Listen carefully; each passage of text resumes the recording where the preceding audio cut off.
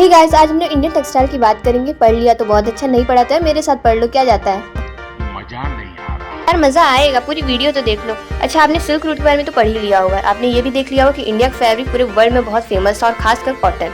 India cotton पूरे world में trade करता था। इसका मतलब ये नहीं कि और देश कॉटन नहीं उगाते थे, और जो अच्छी वैरायटी का कॉटन था वो इंडिया से ही ट्रेड होता था। कई सारे मर्चेंट हमारे इंडिया से कॉटन ले जाके अपने देश में बेचा करते थे, जिसमें अर्मेनियन और पर्शियन मर्चेंट्स आ जाते थे।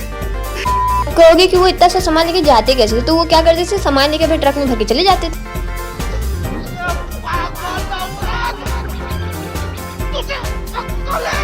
नहीं यार, वो लोग कैमल का इस्तेमाल करते थे, और ज्यादातर लोग एनिमल का ही यूज करते थे सामान को ले जाने के लिए। अब आप बोलो कि इंडिया वो आते कैसे थे, तो वो आते थे माउंटेन पासेस के थ्रू। क्योंकि इंडिया के अगर हम लोग साउथ साइड देखेंगे तो पूरा ओशियन है, क्योंकि इंडिया सब कॉन्टिनेंट है। और अगर हम लोग नॉर्थ साइड देखेंगे तो पूरा माउंटेन ही माउंटेन है। तो वो आते थे हमारे राजस्थान साइड से। उस टाइम कुछ पोर्ट्स बहुत फेमस थे, जैसे कि सूरत का पोर्ट जो गुजरात में है, और हुगली जो बंगाल में है। इस ट्रेड से इंडिया के मर्चेंट्स एंड बैंकर्स बहुत जुड़े हुए थे।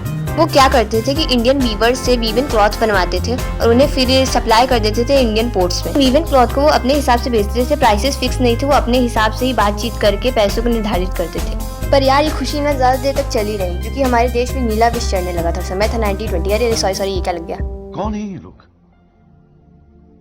कहाँ से आते हैं?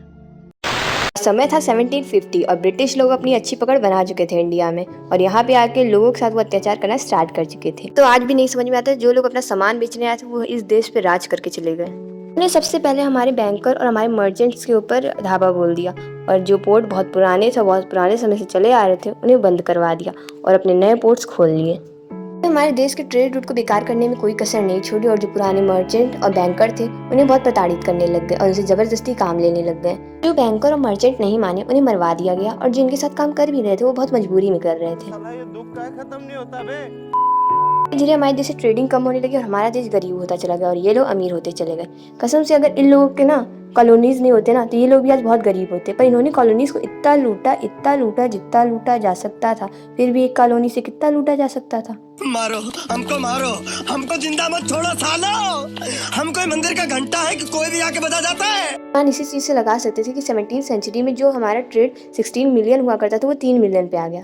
धीरे धीरे हमारे पोर्ट्स डिके होने लगे, और इनके पोर्ट्स बहुत ज्यादा अमीर हो गए, और बॉम्बे और कोलकाता जैसे पोर्ट्स बहुत ज्यादा ग्रो करने लग गए। और जाहिर सी बात है, पोर्ट्स इनके होंगे तो शिप्स भी इन्हीं की होंगी। इनकी वजह से हमारी ओल्ड ट्रेडिंग कोलैप्स कर गई थी, पर पूरी तरीके से नहीं, क्योंकि इन्हें अपने देश के लिए भी वक्त चाहिए था। तो ब्रिटेन में इंडस्ट्रियलाइजेशन होने लगा था, और मास प्रोडक्शन होने लगा था। उन्होंने ज्यादा से ज्यादा एक्सपोर्ट करना स्टार्ट कर दिया था, और इम्पोर्ट कम कर दिया था, और किया भी था तो बहुत ज्यादा टैक्सेस लगा दिए थे। भाई लोग, आपकी बुक की कथा तो यहाँ पे खत्म हो जाती है, पर मुझे लगता है इन्होंने इंडिया के साथ जो किया उसमें ये तो एक बहुत छोटी सी कड़ी होगी, क्योंकि इन्होंने बहुत कुछ किया था इंडिया के साथ। डिस्ट्रक्शन तो हम लोग सह भी लेंगे और कवर भी कर लेंगे, लेकिन जो डिस्ट्रक्शन इन्होंने हमारे कल्चर का किया है वो कभी हम लोग वापस नहीं पा पाएंगे। वो कल्चर हमारा चला गया जो इन्होंने बर्बाद कर दिया। जब मैं इन फोटोज़ को देखती हूँ तो मुझे लगता है कि वो आए तो हमारे रिसोर्स लेने के लिए थे, पर शायद हमारा कल्चर भी कहीं ना कहीं लेके चले गए।